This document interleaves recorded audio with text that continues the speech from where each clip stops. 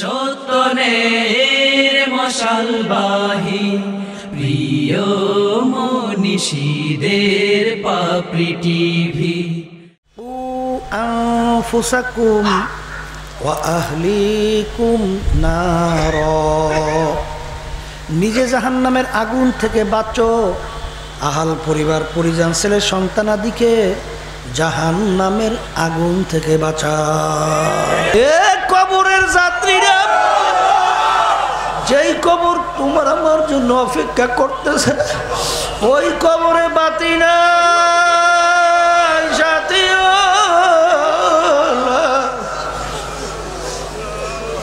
ওই কবরে বালিশ না, ওই কবরে বিছানা।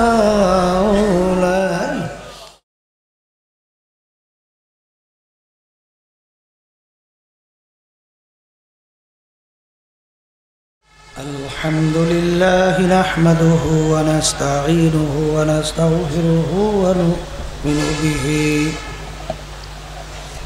ونؤمن به ونتوكل عليه ونعوذ بالله من شرور أنفسنا من يهده الله فلا مضل له ومن يضلله فلا هادي له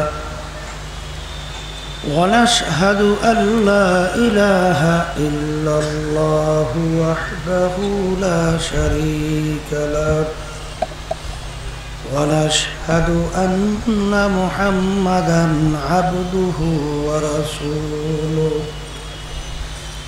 أما بعد فأعوذ بالله من الشيطان الرجيم بسم الله الرحمن الرحيم وما خلقت الجن والإنس إلا ليعبدون صدق الله العلي العظيم সবাই দুরূদ শরীফ পড়ি। আল্লাহুম্মা হাবিবনা ওয়া মাওলানা মুহাম্মদ সাল্লাল্লাহু আলাইহি ওয়া আলিহি ওয়া সাহবিহি ওয়া বারাক। আল্লাহুম্মা সাল্লি আলা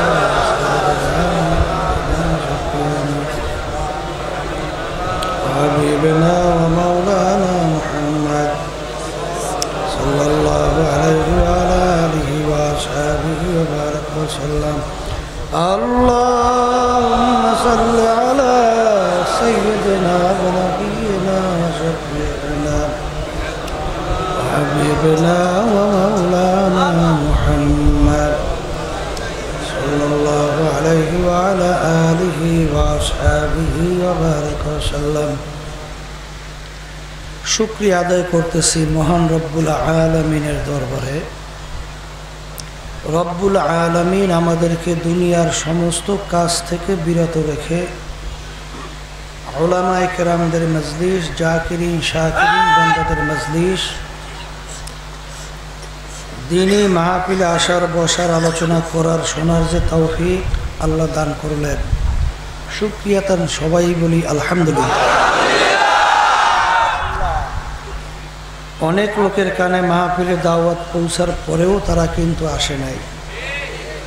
আবার তালাশ করলে দেখবেন বহু দূর থেকে কষ্ট স্বীকার করে আমার অনেক ভাইরা মাহফিলে পাগলের মতো সুইটা চলে আসে।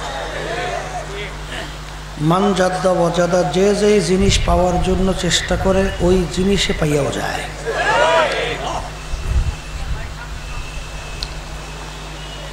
আব্বাজান দাদাজান বলতেন, দিনে মাহফিলে প্রথম থেকে শেষ পর্যন্ত থাইকা বাড়ি বিদায় হয়ে চলে গেলে নিয়া যদি সহি থাকে, আমল নামার ভিতরে লক্ষ লক্ষ নেকি জমা হবে। কিয়ামতের ময়দানে একটা নেকির জন্য ঠেকা বাজবে। কিয়ামতের ময়দান তালাশ করার পরেও আত্মীয় স্বজন, বাপ মা আজকে দুনিয়ায় যাদের জন্য জীবন দিতে প্রস্তুত, আল্লাহর হুকুম নবীর তরিকা অনুযায়ী চলতে পারি না, তাদের কাছে যাওয়ার পরেও একটা নেকি সংগ্রহ করা যাইবে না, অর্থাৎ তারা নেকি দেবে না। আল্লাহ রাব্বুল আলামিন বলেন, ইয়াউমা ইয়াফিরুল মারউ মিন আখিহি ওয়া উম্মিহি ওয়া আবিহি ওয়া সাহিবাতিহি ওয়া বানি লিকুল্লি ইমরিইম মিনহুম ইয়াউমা ইযিন শা'নুন ইউগনি। কিয়ামতের ময়দানে একজন আরেকজন থেকে ভাগবে, কেউ কারোর পরিচয় দেবে না। যেমন দুনিয়ার মধ্যে সিডর হয়েছিল দক্ষিণ অংশ, সেখানে যাওয়ার পরে শুনছি এক আল্লাহর বান্দা বাঁচার জন্য নদীর ভিতরে অর্থাৎ পানির ভিতরে ঝাঁপ দিছে, বাচ্চাও বাঁচার জন্য বাপের কান্দার ভিতরে ধরছে, বারবার বাপ বাচ্চার হাতকে সরাইয়া দেয়, আর বাচ্চা বাঁচার জন্য বারবার কাঁধের ভিতরে ধরে। এক পর্যায়ে কামড় দিয়া হাত ছুটাইয়া বাচ্চাকে নিজের হাতে পানির ভিতরে ফিক্কে ফেলাই দিচ্ছে। দুনিয়ার সাধারণ ছিল তখন নিজের হাতে সন্তানকে ফেলাইয়া দেয়, আর কিয়ামতের ময়দানে কঠিন মুহূর্তে কেউ কাউকে পরিচয় দেবে কোনো দিন সম্ভব না। কেমন কঠিন! আল্লাহ রাসূল সাল্লাল্লাহু আলাইহি ওয়াসাল্লাম বলছেন, আয়েশা, কিয়ামতের ময়দানে সমস্ত মানুষ উলঙ্গ অবস্থায় উঠবে, ল্যাংটা। আয়েশা সিদ্দিকা রাদিয়াল্লাহু তাআলা আনহা বলছিলেন, ইয়া রাসূলুল্লাহ, ইয়া হাবিবাল্লাহ, আমরাও কি ল্যাংটা অবস্থায় উঠব? আল্লাহ নবী বলছিলেন, আয়েশা, তোমরাও ল্যাংটা অবস্থায় উঠবা। বলে, হুজুর, আমাদের লজ্জা শরম করবে না? এত মানুষ, এ ভিতরে ল্যাংটা কেমনে? তখন আল্লাহ নবী বলছিলেন, আয়েশা, কিয়ামতের ময়দান এই আলোচনা বুঝানো কারো কইলে সম্ভব না। মানুষ কিয়ামতের ময়দানে ওঠার পরে তাদের নজর যে উপরের দিকে উঠা যাবে, নিচে নামাবার সুযোগ আর পাবে না।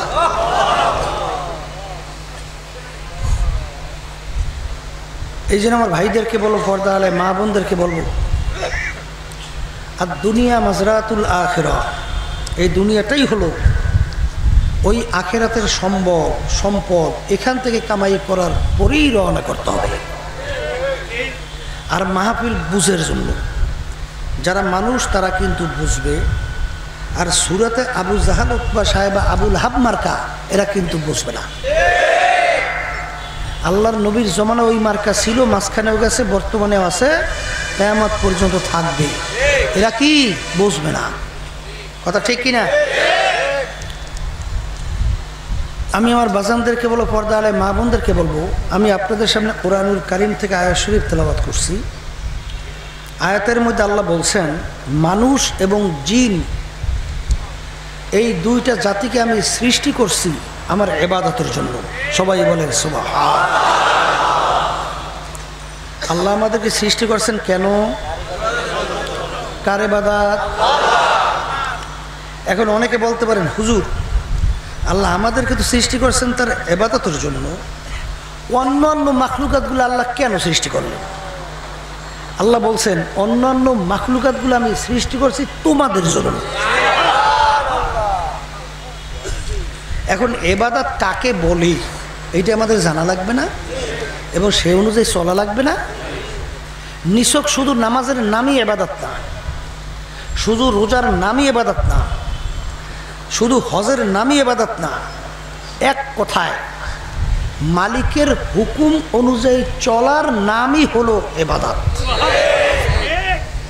যদি নামাজই ইবাদত হইতো, আমরা মাগরিবের নামাজ ফরজ কয় রাকাত পড়ছেন?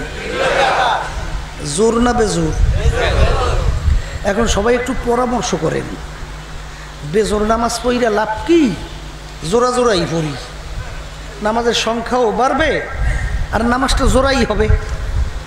এই পরামর্শ করে সবাই মাগরিবের নামাজ 4 রাকাতে ফরজ পড়ছেন, সব বেশি হয়েছে না? হ্যাঁ, সব তো হয় নাই, বরং নামাজই। কারণ কি? ওই নামাজটা মালিকের হুকুম অনুযায়ী। ঈদের দিন রোজা রাখছেন, যে সবাই ফুর্তি করে, এই দিনে আমি মাওলার ইবাদতের ভিতরে না খাইয়া মাওলাকে মাবুদ গো সবাই ফুর্তি করে, আজকে আমি তোমার রাজি খুশির জন্য না খাইয়া আজকে রোজা রাইখে তোমার ইবাদত করতে আছি, কি সব পাইবেন না? বরঞ্চ গুনা গুনা। কারণ কি, রোজাটা মালিকের হুকুম অনুযায়ী, এক কথায় যেই কাজটা মালিকের হুকুম অনুযায়ী হবে ইবাদতের ভিতর গণ্য হবে, যেটা মালিকের হুকুম অনুযায়ী হবে না ইবাদতের ভিতর গণ্য হবে না। কি কথাটাকে আমি বুঝাতে পারছি? যদি বুঝাইতেই পারি, এখন আমার বাজানদেরকে আমি জিজ্ঞাসা করব, পর্দার আড়ালের মা বোনরা যারা শুনতেছেন, আমার মালিকের হুকুম প্রতিটা মানুষের ব্যক্তিগত জীবন, এখানে মালিকের হুকুম নাই? পারিবারিক জীবনে মুখ খুলে কথা কইয়েন, না থাকলে কইয়েন যে হুজুর নাই, আছে। সামাজিক জীবন, কামাইতে, খরচে, ব্যবসা ক্ষেত্রে, রাজনৈতিক ক্ষেত্রে বুঝি না, এইটা অনেকে বুঝতেই চায় না। এইটা করে হুজুরে রাজনীতি করে, কয় না কয় না? আন্তর্জাতিক জীবনে, এক কথায় ব্যক্তিগত জীবন, পারিবারিক জীবন, সামাজিক জীবন, কামাইতে, খরচে, ব্যবসায়, রাজনৈতিক জীবনে, আন্তর্জাতিক জীবনে, সুরাতে, সিরাতে যে মালিকের হুকুম অনুযায়ী নিজের জীবনকে চালাইতে পারবেন, ওইটা ইবাদতের ভিতরে গণ্য হবে। আর কেউ যদি চালাকি করেন, ওটা ইবাদতে গণ্য হবে না। যেমন এক শ্রেণী আমার বাবারা আছে, মাশাআল্লাহ, নামাজও পড়ে, রোজাও রাখে, হজও করে, জাকাতও দেয়, কিন্তু পোশাক আদি সব বিজাতিদের পোশাক, আছে না? এইটা অনেকের কাছে গুরুত্ব নাই, কিন্তু লেবাসের ব্যাপারে মালিকের হুকুম নাই। মালিক কি বলছেন? লেবাসুত তাকওয়া যালিকা খায়র, পরহেজগারি লেবাস তোমাদের জন্য উত্তম। কি আল্লাহর বান্দারা, অনেকে half shirt, full shirt, flying shirt, full pant, জিন্সের প্যান্ট, এইটা মুসলমানি পোশাক না? আর এটা আল্লাহর হুকুমের পোশাক না? নবীর হুকুমের পোশাকই তো না? এখানেও কিন্তু মালিকের হুকুম আছে। আমার আব্বাজান বলতেন, বাজান সুন্নতি পোশাক ফরজের বেড়া। কিসের বেড়া? অনেক কাছে গুরুত্ব নাই, বলে হুজুর দোয়া করেন, গুনার থেকে বলে বাঁচতে পারি না। বাঁচবেন কেমনে? বাঁচার পথে চলা লাগবে না? তাহলে বাঁচবেন কেমন? বলে হুজুর তাকি আপনার লম্বা জামা গায়ে দিয়েছেন না, পোশাক সুন্নতে জামা হয়েছে না? আচ্ছা, টুপি মাথায় দিয়েছেন, মাশাল্লাহ, সুন্নত হয়েছে না? দাড়ি রাখছেন এক মুষ্টি পরিমাণ, সুন্নত হয়েছে না? পাগড়িও বাঁধছেন, সুন্নত হয়েছে তো? এখন সুন্দর একেবারে 3.5 হাত বডিটা একেবারে সুন্নতে সুন্দর মতো সাজা সজ্জিত করছেন। এই সুরতে পাগড়ি টাগড়ি বাইন দেয়া, দাড়ি টাড়ি সুন্দর মতো রেখা, সিনেমা হলের ভিতরে ঢুইকা সিনেমা দেখতে পারবেন, পাগড়ি টাগড়ি বাইন দিয়ে লম্বা জামা গায়ে দিয়ে কেডা কেডা আছেন কেউ? যদি কেউ এই সুরাতে সিনেমা হলে ঢোকে, তাই সিনেমা দেখুন নি একদল আছে না, ওরা কইবেন এই বেটা তুই দি হুজুর মানুষ, তাই তুই সিনেমায় এই শুকায়, এই বেটা বাইরিয়া। দেখছেন এই সুরাতে কেউ রাস্তায় যে কোনো একটা মেয়ের লগে দলাদলি আসাআসি ধাক্কাধাক্কি করতে পারবে? এই বেটা তুই দি হুজুর মানুষ, কাজটা করো কি? এই সুরাতে ঘুষ খাইতে পারবে? সুদ খাইতে পারবে? যখন নাকি ঘুষ খাওয়া শুরু করবে, ভিতর থেকে বিবেক বলবে এ তুই কাজটা করো কি? তোর মাথায় দিয়ে নবীর সুন্নাত টুপি, তোর গায়ে দিয়ে নবীর সুন্নাত জামা, তোর মাথায় দিয়ে নবীর সুন্নাত পাগড়ি, এ তোর মুখে দিয়ে নবীর দাড়ি, কাজটা করো কি? কি বাধা দেয়?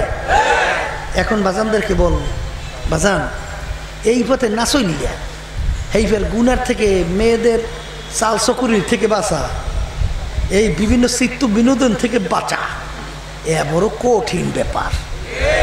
কথা বোঝেন কিছু? আল্লাহ বানাইছে ওই আকর্ষণ দিয়া, কথা ঠিক না? কিন্তু এই সুন্নতের বরকতে আল্লাহ হারাম থেকে বাঁচায়, ঠিক কিনা? এটা লাগবে না? এইটা লাগবে।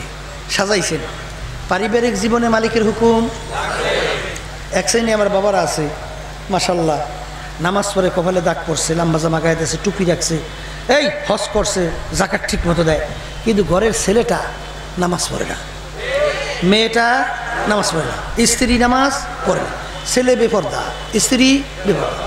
কি ওখানেও মালিকের হুকুম আছে না? আপনি বাইসে গেছেন? ওখানে মালিক কি বলছেন? ও আনফুসাকুম ওয়া আহলিকুম নার, নিজে জাহান্নামের আগুন থেকে বাঁচো, আহাল পরিবার পরিজন ছেলে সন্তানাদিকে জাহান্নামের আগুন থেকে বাঁচা। এখানেও মালিকের হুকুম আছে। ব্যবসা ক্ষেত্রে মালিকের হুকুম আছে না নাই? এক শ্রেণী আমার বাবা যারা নামাজ পড়ে, হজ করে, তাসবিহ নিয়ে মাওলার জিকির করে, ওদিকে ব্যবসা করে, ব্যবসার সঙ্গে সুদ জড়াইয়া ব্যবসা করে, আছে না নাই? আরে কপাল ফোরা, কি নামাজ পড়ছো আর কি রোজা রাখছো? হ্যাঁ, হাদিসের ভিতরে আল্লাহর নবী বলছেন, যে হারাম মালের দ্বারা রক্ত এবং গোশত তৈরি হবে তার জায়গা জাহান্নাম ছাড়া হবে না। আল্লাহ আপনি আমাকে আমাদের সবাইকে মাফ করিয়ে। তুমি সুদের সঙ্গে জড়াইয়ে ব্যবসা করতেছো, ব্যবসাটা কি হারাম না হালাল? সুদের 70টার মতো গুনাহ, সবচেয়ে ছোট গুনাহ জানেন? ভয়াবহ। নাউজুবিল্লাহ, মার সঙ্গে অপকর্মে লিপ্ত হওয়া, নাউজুবিল্লাহ, এত বড় ভয়াবহ গুনাহ। ওদিকে মুসলমান দাবি করে, কলেমা পড়ছে, ওদিকে সুদের সঙ্গে জড়াইয়ে ব্যবসা করে, আবার নামাজে সেজদাও দেয়। কথা কেন জোরে করেন, কথা ঠিক না? মালিক কি বলছেন? আহাল্লাল্লাহুল বাইআ ওয়া হাররামার রিবা, তোমাদের জন্য আমি ব্যবসাকে হালাল ঘোষণা করলাম, সুদকে তোমাদের জন্য আমি হারাম ঘোষণা করলাম। কি আল্লাহর বান্দারা, কথা ঠিক না ভাই? ঠিক। তাহলে যে মুসলমান আল্লাহকে বিশ্বাস করে, হুশ থাকতে, জীবন থাকতে, সে কোনোদিন সুদের সঙ্গে জড়াইতে পারে না। পারে না? এখানে মালিকের হুকুম আছে। জোরকান আছে না নাই? রাজনৈতিক ব্যাপারে মালিকের হুকুম আছে। কি কম বাজান, আল্লাহ রাব্বুল আলামিন বলেন আকিমুস সালাহ, তোমরা নামাজ প্রতিষ্ঠা করো। অর্থাৎ নিজে নামাজ পড়লেই শুধু হবে না, আহাল পরিজনকে পড়াও, সুযোগ তাহলে সমাজকে পড়াও, সুযোগ তাহলে রাষ্ট্রের ভিতরে নামাজ প্রতিষ্ঠার জন্য কায়েম করো, চেষ্টা করো। কথা ঠিক না ভাই? ঠিক। যেই রব্বুল আলামিন বলেন আকিমুস সালাহ, সেই রব্বুল আলামিন তো কোরআনুল কারীমে বলেন আকিমুদ্দিন। এর অর্থ কি? তুমি শুধু দিন অনুযায়ী চললে হবে না, দিন প্রতিষ্ঠা করা লাগবে, নিজের দিন অনুযায়ী চলা লাগবে, আহাল পরিজনের দিন ঢুকানো লাগবে, সমাজের ভিতরে দিন অনুযায়ী চেষ্টা করা লাগবে, রাষ্ট্রের ভিতরে দিন প্রতিষ্ঠার জন্য চেষ্টা করা লাগবে। আয়াত পড়ি ঠিক, কিন্তু নিজের ফ্যাক্টরে ডলি মনে করছি বাসছি, বাস পা নেই ভালো করিয়া। কি কথা ঠিক কিনা? এই দিন প্রতিষ্ঠা করা লাগবে। ইনিল হুকমু ইল্লা লিল্লাহ, জমিন মানুষ সব আল্লাহর, নিয়ম নীতি চলবেও মাওলার। যে ইঞ্জিনিয়ার ইঞ্জিন তৈরি করে, ওই ইঞ্জিন সম্পর্কে ইঞ্জিনিয়ার ভালো জানে আপনার নাম আছে। যদি কেউ চালাকি কইরা যেই ইঞ্জিনিয়ার ইঞ্জিন তৈরি করছে, যেই পাইপের ভিতরে টয়েল ঢুকাইতে বলছে, যেই পাইপের ভিতরে মোবিল ঢুকাইতে বলছে, উল্টা যদি ঘুরাইয়া কেউ তৈলের পাইপের ভিতরে মোবিল ঢুকান আর মোবিলের পাইপে তৈল, ইঞ্জিন খুব ভালো চলবে। হ্যাঁ, জমিন কার? মানুষ আমরা কার? সমস্ত কিছু কার? কোন নিয়ম নীতিতে মানুষ ভালো থাকতে পারবে দুনিয়ায়, আখিরাতে মুক্তি পাবে, আমার আল্লাহ ভালো জানে না তুমি আর আমি ভালো জানি? হ্যাঁ, আল্লাহ যদি ভালো জানে তো এত চালাক হইছো কা? এ বাংলাদেশের মুসলমান, বর্তমানে বাংলাদেশের ভিতরে যে নিয়ম নীতি অনুযায়ী দেশ চলছে, যেটাকে বলা হয় প্রচলিত গণতন্ত্র আর ধর্ম নিরপেক্ষতাবাদ। প্রচলিত গণতন্ত্রের প্রবক্তা হইল আমেরিকার আব্রাহাম লিঙ্কন খ্রিস্টান, আর ধর্ম নিরপেক্ষতাবাদের প্রতিষ্ঠা হইল ভারত। কথা কয় না? অত ব্যাখ্যায় আমি যাব না বাজান। তাদের মূল থিওরি হইল সমস্ত ক্ষমতার মালিক জনগণ। বুঝলেন নাই? সমস্ত ক্ষমতার মালিক কয় কারে? আর ওদিকে লা ইলাহা ইল্লাল্লাহ লা মাকসুদা ইল্লাল্লাহ লা মাহবুবা ইল্লাল্লাহ লা রাজ্জাকা ইল্লাল্লাহ। যাতে কিছু সব লা ইলাহা ইল্লাল্লাহ কইয়ে লইয়া কিছু নাই কিছু নাই কিছু নাই, একমাত্র আল্লাহ। আর এখন পরিয়টন দিয়া এই এরপর আব্রাহাম লিঙ্কন, মাও সেতুং, লেনিন কালমার্স, এই এরপরে কথা ঠিক না ঠিক? মুসলমান এই কথা কিন্তু স্বীকার করা লাগবে, বিশ্বাস করা লাগবে, কাজে প্রমাণ করে দেখানো লাগবে। বাইদা আল্লাহ, ফরদা আল্লাহ, আব্দা আল্লাহ, সব কিছুর মালিক একমাত্র আমার মাওলা। কি হে যারা চালাকি করেন বাজান, এই নীতি আদর্শের মাধ্যমে তামাম দুনিয়া অশান্তি না শান্তি? এই অশান্তির কোনো শেষ আছে? হ্যাঁ, আর আফসোস। আর ইতিহাস পড়লে দেখবেন, যখন আল্লাহর নীতি অনুযায়ী যেখানে বাস্তবায়ন, যেই ঘরের মধ্যে, এই ঘরের মধ্যে শান্তি, যেই সমাজের মধ্যে, ওই সমাজের মধ্যে শান্তি, যেই দেশের মধ্যে, ওই দেশের মধ্যে শান্তি। কিছুদিন আগে দেখেন নাই, পেপারে আইছে, ভারতে তো জাহান নামের আগুনের একটা কুণ্ডলির মতো জ্বলতে আছে, রাস্তায় মোটে মাইয়েরা নামতেই পারে না, বেকায়দা, কথা কয় না। এই এরপর শেষ দিশে গেছে না পাইয়া বর্তমানে যে মুদি আছে না, এই বুঝেন না, সে বক্তব্য রাখছে যে আমাদের শান্তি ফিরিয়ে রাখতে আনতে হইলে মুহাম্মদ রাসূলুল্লাহ সাল্লাল্লাহু আলাইহি ওয়াসাল্লামের নীতি আদর্শ অনুযায়ী চলা লাগবে। পেপারে পড়ছেন দেখেন নাই পেপারে? কি বোঝেন বাংলা? এখন সবাই ঘুরিয়ে পুরিয়ে হয়েছে না, ইয়া এছাড়া উপায় নাই তো, আছে উপায় নাই বাজান। তামাম দুনিয়ার ভিতরে যত জ্ঞানী পণ্ডিত, যত বড় বড় বিজ্ঞ, এরা কিন্তু যত পণ্ডিত দুনিয়ার ভিতরে আসছে, তার ভিতরে সর্বশ্রেষ্ঠ পণ্ডিত হিসাবে, ব্যক্তিত্ব হিসাবে আল্লাহর নবীর নামটা 1 নম্বরে লেখা লাগছে। আমেরিকার প্রধান বিচারালয়ের সামনে মূল ফটকের ভিতরে লিখতে বাধ্য হয়েছে যে এই সবচেয়ে দুনিয়ার ভিতরে আইন প্রণেতা, আল্লাহু আকবার, তার নাম হলো মুহাম্মাদুর রাসূলুল্লাহ। দুনিয়ার ভিতরে সর্বপ্রথম যে সংবিধান তৈরি করছেন, তার নাম হলো মুহাম্মাদুর রাসূলুল্লাহ সাল্লাল্লাহু আলাইহি ওয়াসাল্লাম। এই জন্য আমার বাজানদেরকে বলবো, পর্দা আলে মা বোনদেরকে বলবো, বাজান যারা নাকি দুনিয়ার ভিতরে বিভিন্ন মানুষ রচিত তন্ত্র মন্ত্র, ওর ভিতরে শান্তি তালাশ করো, কোনো দিন পাবো না। অশান্তির কোনো শেষ নাই। কেন? হারামের মধ্যে কি নাই? আরাম নাই। আসলেই আরাম আছে? আসলেই হারামের ভিতরে কোনো কি নাই? আরাম নাই বাজান। কিন্তু তারপরও তোমার আমার মন কেন দুনিয়ার দিকে ঝোঁক? আল্লাহ রাব্বুল আলামিন আগেই জানাইয়া রাখছেন, শয়তান তোমাদেরকে দুনিয়া সুন্দরভাবে সাজা সজ্জিত কইরা আকর্ষণ বাড়াবার জন্য তোমাদের সামনে উপস্থাপন করে। কি জোরে বলেন? আল্লাহ রাব্বুল আলামিন বলছেন, দুনিয়াকে চাকচিক্যময় কইয়া এরপর তোমাদের সামনে ইবলিস শয়তান উপস্থাপন করে, ওদিকে যেন তোমাদের মন ঝুঁকে যায়। কথা ঠিক কিনা? কিন্তু হারামে কিন্তু আরাম নাই। এই জন্য আমার বাজানদেরকে বলবো, পর্দা আলে মা বোনদেরকে বলবো, বাজান আমরা বইলে রাখি, মানবেন কিনা জানি না, যখন আল্লাহর নবী দাওয়াত দেওয়া শুরু করলো, এক শ্রেণী কাফেরের দলেরা ঈমান আনে নাই। আল্লাহর হাবিব পরেশান হয়ে গেল, মনে হয় যেন নিজে ধ্বংস হয়ে যাবে। আল্লাহ রাব্বুল আলামিন আয়াত নাযিল করে, রাসূল আপনাকে তো আমি দারোগা কইরা পাঠাই নাই, আপনাকে পাঠাইছি শুধুমাত্র দাওয়াত পৌঁছাইয়া দিবেন।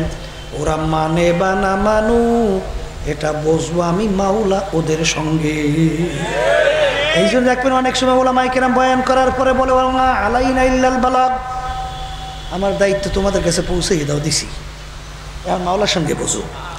জোরে বলেন, কথা ঠিক না? ঠিক। এই জন্য বাজান আপনারা এখানে মাহফিলের ব্যবস্থা করছেন কেন?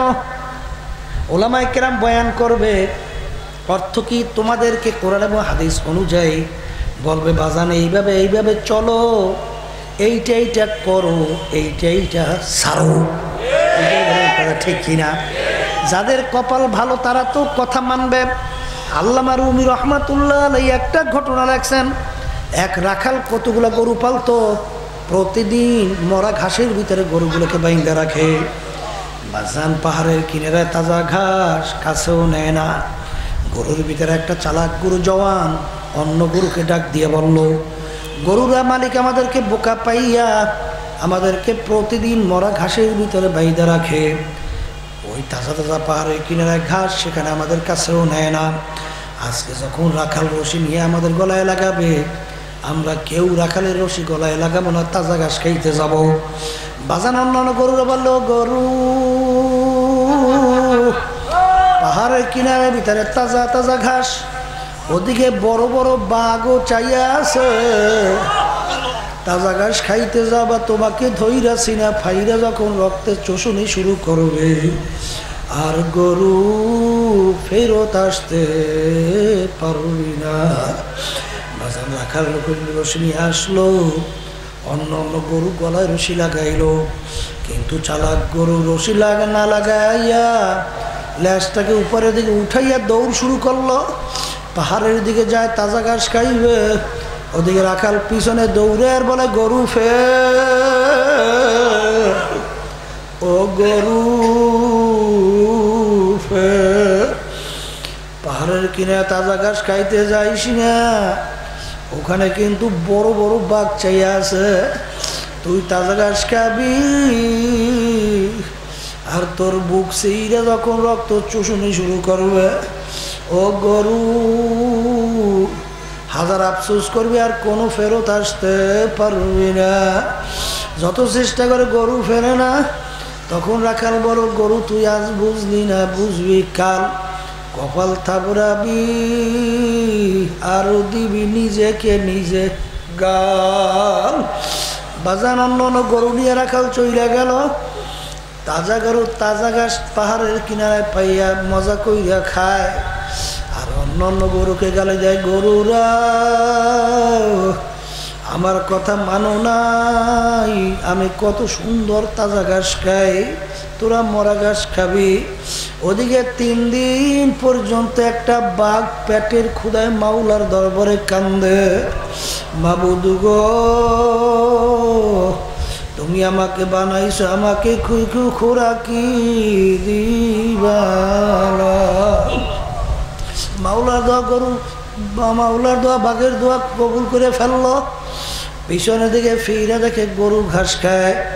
মাওলার দোয়ার শুকরিয়া আদায় করে খপ করে যখন গরু ধরলো, আর সিনা ফাইরা যখন রক্তের চুষুনি শুরু করলো, গরু আফসোস করে, আফসোস কেন রাখালের রশি গলায় লাগাইলাম না, কেন মজার ঘাস খাইতে আসলাম, নইলে তো বাঘে আমাকে ধরতে পারতো না।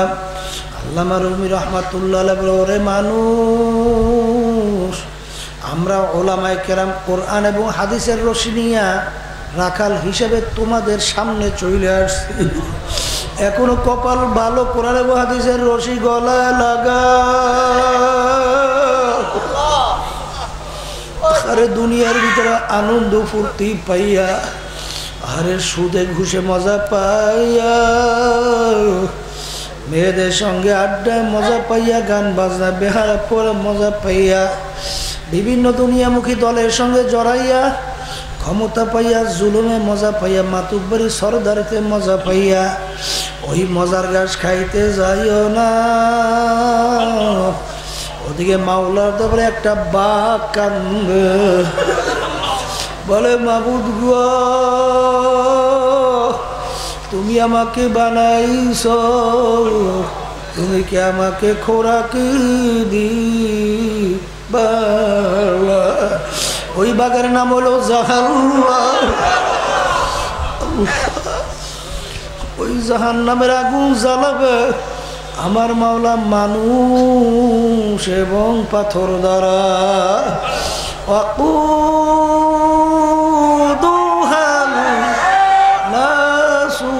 والحجاب أعدت للكافرين বাজান দুনিয়ার আগুন প্রথম জ্বালাবার জন্য নরম নরম জিনিসের প্রয়োজন হয়, আর জাহান্নামের আগুনে এমন তেজের আগুন হবে, ওই জাহান্নামের আগুন আমার মাওলা জ্বালাবে মানুষ এবং পাথর দ্বারা। বাজান তোমার আমার চিন্তা নাই, চেষ্টাও নাই। আরে মুসা নবী আলাইহিস সালাতু ওয়াস সালাম রওনা করলো মাওলার সঙ্গে দেখা করবে। পথের মধ্যে থেকে একটা পাথর যার যার কাঁদতে আছে। মুসা আলাইহিস সালাম বলে, পাথর তুমি কেন কাঁদো? পাথর বলে, নবী কোথায় রওনা করছেন?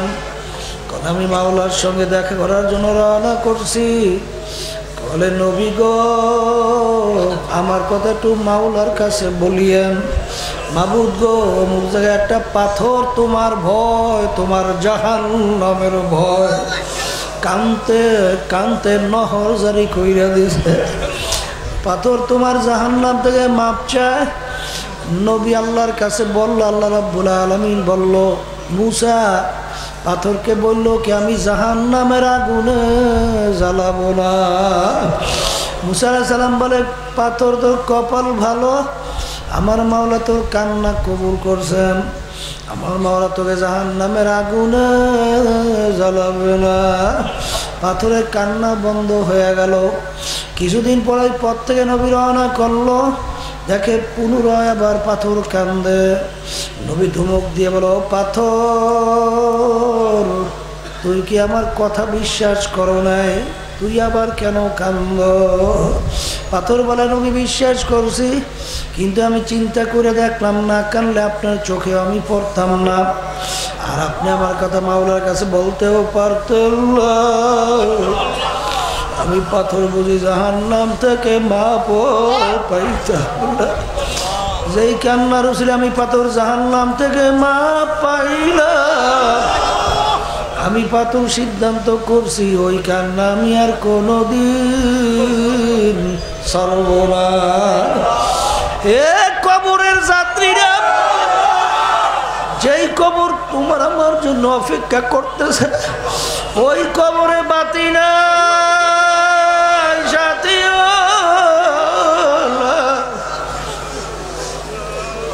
ওই কবরে বালিশ না, ওই কবরে বিছানা নাই। ওরে আল্লাহর বান্দার, একটা পাথর যদি মাওলার জাহান্নামের ভয় কাঁদতে কাঁদতে নহর জারি করতে পারে, তোমার আমার দিলকে পাথরের চেয়েও শক্ত হয়ে গেল। গুনার কথা মনে করে, জাহান্নামের কথা মনে কইরা তোমার আমার চোখে কেন পানি আসে? দাদাজানের কথা শুনছিলাম। দাদাজান গারো পাহাড় দেখার জন্য গেল। দাদাজান হাঁটতে আছে, হঠাৎ একটা গাছের গোড়ায় বসে আউ করিয়া চিল্লাইয়া কান্না শুরু করলো। দাদাজানের সাথীরা বলে, ব্যাপার কি? হুজুর কেন কান্দে? দাদাজানের শরীর অসুস্থ। যাইয়া বলে, হুজুর আপনি কেন কান্দেন? তখন দাদাজান গাছের গোড়ার দিকে ইঙ্গিত করিয়া বলল, দেখো গাছের গোড়ার পাথরগুলো কিভাবে ঝার ঝার করিয়া কান্দে। আরে পাথরগুলা কাঁদতে কাঁদতে নহর জারি কইরা দেল, আর তুমি আর আমি মানুষ, আমার মাওলার সমস্ত নেয়ামত ভোগ কইরা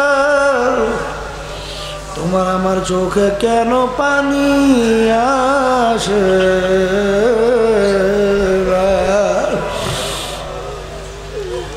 আল্লাহর বান্দারা, পর্দারে মা বোনেরা, তোমরা কি আমাকে আমার মালিক বানাইছে তার ইবাদতের জন্য। বাজান সর্বক্ষেত্রেই মালিকের হুকুম কিন্তু আছে। যেই আল্লাহর বান্দা বান্দি আমার মাওলার হুকুম অনুযায়ী চালাইয়া মৌতের বিছানায় শুইতে পারবা, আমার মাওলা ডাক দিয়ে বলে, ফেরেশতারা বন্দাবান্দি বড় কষ্ট করে বেশ তো কামাই করছেন, না দেখাইয়া মউত করিও না। আল্লাহর বান্দাবান্দি দেখতে থাকবে স্বপ্নের মতো বেহেশতের দরজাগুলা টাস টাস করে খুইলা গেল। আল্লাহু আকবার, আল্লাহু আকবার। বাজান হুরেরা জওয়াহের মালা নিয়ে অভ্যর্থনার জন্য আহলান সাহলান আসো আসো আসো। বাজার কোন জায়গা থেকে রুহ বের হইয়া যাবে আল্লাহর বান্দাবান্দি টেরও করতে পারবে না। বাজান আমার দাদাজানের কথা শুনছিলাম, ইন্তেকালের আগে আগে সমস্ত অনেক লোক চতুর্পাশে ঘির দিয়া বসা, বাদ দাঁড়ানো। দাদাজান বলতে আছেন সামনে ফাঁক কইরা দাও, মেহমান আসতে আছে। বাজান যখন হঠাৎ দাদাজান সামনে হাত বাড়াইয়া একটা মিষ্টি হাসি দোলের পরিলা ইল্লাল্লাহু মুহাম্মাদুর রাসূলুল্লাহ। এ দুনিয়াদার পাগল আমার বাবারা, এ পর্দার আড়ালের মা বোনেরা, বাজান খোদার আকাশটা মালিকের হুকুম অনুযায়ী যদি নিজের জীবনটাকে না চালাইয়া মৌতের বিছানায় শুইয়া বসো, আমার মালিক বলবে ফেরেশতারা নাফরমান আমার সমস্ত নেয়ামত ভোগ করে আমার হুকুম মানে নাই, ওকে জাহান্নাম না দেখাইয়া মউত করিও না। নাফরমান স্বপ্নের মতো দেখতে থাকবে জাহান্নামের দরজাগুলো টাস টাস করে খুলে যাবে। আল্লাহু আল্লাহ। বাজান নাফরমান দেখতে থাকবে জাহান্নামের আগুনগুলো ধাউ ধাউ ধাউ ধাউ করে চলতে আছে। জাহান্নামের সাপ বিচ্ছুগুলো এরকম গোড়াইয়া গোড়াইয়া চাইয়া থাকবে। ওদিকে সালাতু ওয়াস সালাম আসবে, তার মাথা আসমানে, পাও তার জমিনে। এক হাত মাসিকে এক হাত মাগরিবে, দুনিয়ার জোড়া তার শরীর। নীল রঙের মতো দিঘির মতো লাল রঙের দুইটা চক্ষু। বাজান আজরাইলের গায়ে কতগুলো লম্বা লম্বা কালো কালো পশম, প্রত্যেক পশমের গুড়া দিয়ে আগুনের জিহ্বা বাইর হইতে থাকবে। এই অবস্থা দেখে না মানে রুদ আর বের হইতে যাবে না। 360টা মকামের ভিতরে পালাপালি শুরু করবে। আল্লাহ সাল্লাল্লাহু আলাইহি ওয়াসাল্লাম ওরে খাবিস, আমার মাওলার জমিনের উপরে হাইটা, আমার মাওলার আসমানের নিচে বসবাস কইরা, আমার মাওলার নেমাত সূর্যের আলো ভোগ কইরা, আমার মাওলার দেওয়া নেমাত চক্ষু দিয়া দেখা, আমার মাওলার দেওয়া নেমাত জবান দিয়া কথা বইলা, আমার মাওলার দেওয়া নেমাত ব্রেন দিয়া পড়াশোনা কইরা, ব্যবসা কইরা বড়লোক হইয়া, আমার মাওলা দেওয়া নেমাত গাভীর বান্দের থেকে টাইনা দুধ পান কইরা, আমার মাওলার দেওয়া নেমাত পানির ভিতর থেকে মাছ উঠাইয়া পাক কইরা খাইয়া, আমার মাওলার দেওয়া নেমাত গাছের থেকে ফল পাইরা খাইয়া, আমার মাওলার নেমাত বাতাস টাইনা ছাইরা, আমার মাওলার নেমাত ধানের ভিতর থেকে চাউল বের কইরা ভাত ভাত কইরা খাইয়া, আমার মাওলার হুকুম মানো নাই, আমার মাওলার হুকুম হয়ে গেছে ধরিয়া নেওয়ার জন্য। আজরাইল আল্লাহ জাহান্নাম না দেখাইয়া মউত করিও না। চক্ষু ধরে গোড়ানি দিও, নাফরমান রূহটাকে খপ এমন ভাবে টান মারবে, কলিজার রগগুলা টাইনা টাইনা ছিঁড়া ছিঁড়া নিয়ে যাইবে। আল্লাহ আপনি আমাদের সবাইকে মাফ করিয়ে দিয়ে, আল্লাহ আপনি আমাদের সবাইকে মাফ করিয়ে দিয়ে, আল্লাহ আপনি আমাদের সবাইকে মাফ করিয়ে দিয়ে। কি যাত না বিশেষ বুঝবে সে কিসে, কবু আসি বিশেষ যারে। এই জন্য আমার বাজানদেরকে হলো পর্দালায় মা বোনদেরকে বলবো, বাজান এমন কোনো জাতি দুনিয়ার মধ্যে নাই যেই জাতি পরকাল বিশ্বাস করে না। হিন্দুরাও করে, খ্রিস্টানরাও করে, অন্যান্য বিজাতিরাও করে, কিন্তু বাজান আমরা মুসলমানরাও করি। কিন্তু বাজান আজ পর্যন্ত একমাত্র মুসলমান জাতি ছাড়া অন্য কোনো জাতি দুনিয়ার ভিতরে চ্যালেঞ্জের মধ্যে টিকতে পারে না। আজকে মুসলমান জাতি বুক ফুলাইয়া গলা টান কইরা দুনিয়ার ভিতরে আজকে বাদশা হিসেবে বাইচে আছে। আজকে মুসলমানের ঘরে জন্মগ্রহণ কইরা খোদা না খাস্তা যে কিয়ামতের ময়দানে জাহান্নামের শিকল হাতে পায় লাগে,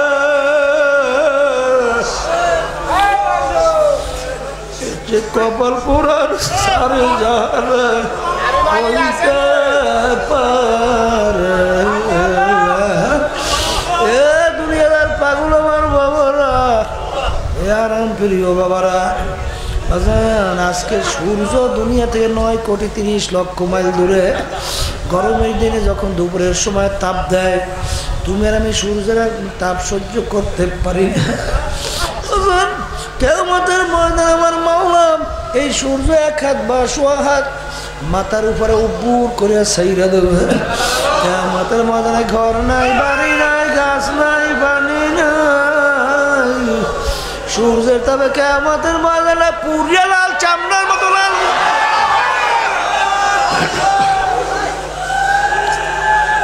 সূর্যের তাপে নাফরমানদের তালুটা টাস টাস টাস টাস করে ফাইটা মগজগুলা ভাতের মতো উঠলাইয়া বাইয়া বাইয়া পইরা যাবে। লা ইয়ামুতু ফিহা ওয়ালা ইয়াহইয়া। এই জন্য বাজানদেরকে পর্দালে মা বোনদেরকে বলবো, বাজান আমি আপনাদের জন্য দোয়া করি, আমিও আপনাদের কাছে দোয়া চাই। আমার মালিক যেন আমাদের সবাইকে তার খাস বান্দা বান্দি হিসেবে কবুল কইরা তারপর যেন কবরে ঢাক দেয়। আল্লাহুম্মা আমিন। এই ঘরে মেয়ে লোকেরা হাত উঠাও, এই ঘরে মেয়ে হাত উঠাও, দু চোখের পানি ফেলো, মাওলা দরবারে কান্দো। চোখের পানি না আসে মন কি বুঝো রে মন রে। একদিনে ঘরে দরজা দিয়ে নতুন বউ হইয়া উঠছিল রে মন। কত মেয়ে লোকে শরবত খাওয়াইল, কত মেয়ে লোকে বাতাস করলো, আবার এমন একটা দিন আসবে